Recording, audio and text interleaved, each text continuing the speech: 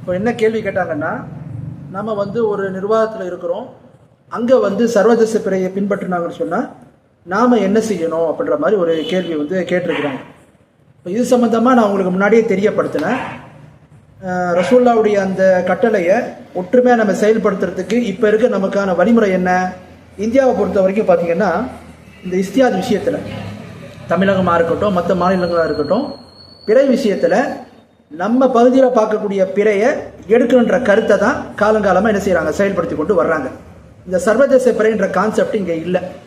இது சமீபமாக தான் ஒரு 30 வருஷத்துக்கு முன்னாடி தான் தோன்றியது அப்படின்றது நம்ம பார்க்கணும். சரி, இப்போ இஸ்தியாத் விஷயத்தில் நம்ம இதையே நல்லா விளங்கிக்கணும். பிறை விஷயம் இஸ்தியாத் என்பது எதில் தெரியுமா? 2 கருத்து இருக்குன்றது எதில் தெரியுமா? ஆய்வுல. எதில்?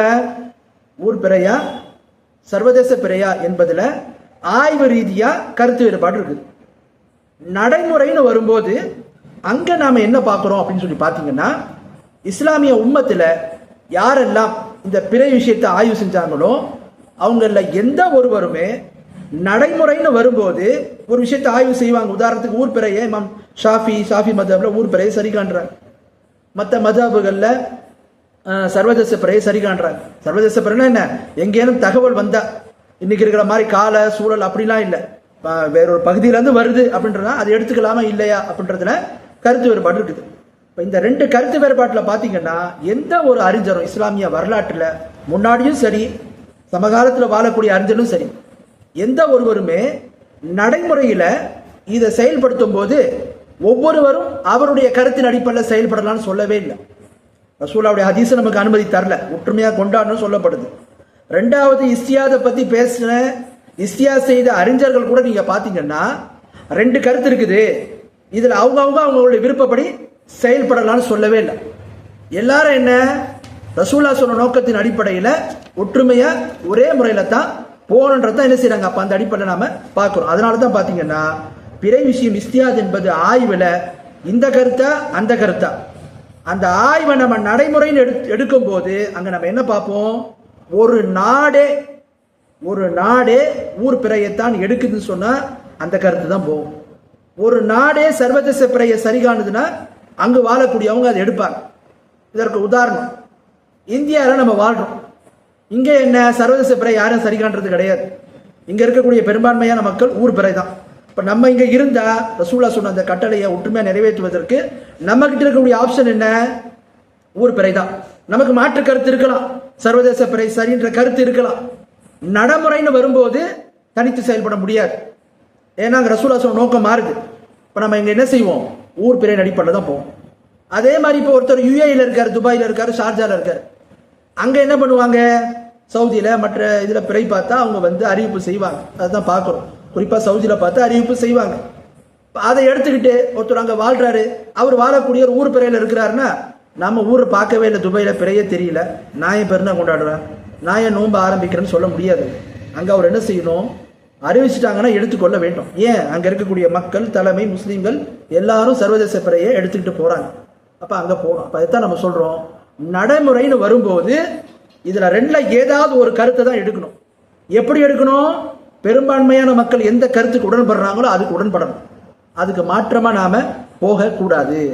அதனால தான் நீங்கள் பார்த்தீங்கன்னா, சமகாலத்தில் வாழ்ந்த அறிஞர்களில் மிகப்பெரிய ஒரு அறிஞர் இப்னு பாஸ் ரஹிமஹுல்லாஹ், அவங்க என்ன சொல்கிறாங்கன்னா, பல பிறையை பற்றி பேசும்போது மக்கள் அனைவருமே ஒரு பகுதியில் பார்த்தா மற்ற பகுதியில் அந்த பிறையை எடுத்துக்கொள்ள வேண்டும் என்ற கருத்தில் உள்ளவங்க, சர்வதேச பிறைன்ற கருத்தை அவங்க சரி கண்டாங்க.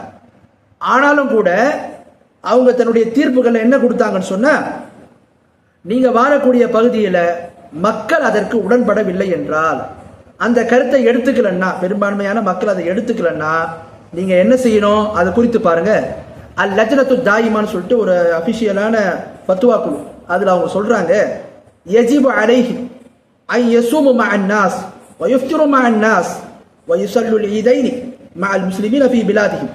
சொல்கிறாங்க, அவர்கள் அந்த நோன்பை மக்களோடு நோன்பது அவங்க மீது கடமையாகும், மக்களோட நோன்பை விடுவது அவங்க மீது கடமையாகும், 2 பெருநாள் தொழுகைகளை அவங்க ஊரில் உள்ள முஸ்லிம்களோடு சேர்ந்து தொழுவது அவங்க மீது கடமையாகுன்றார்.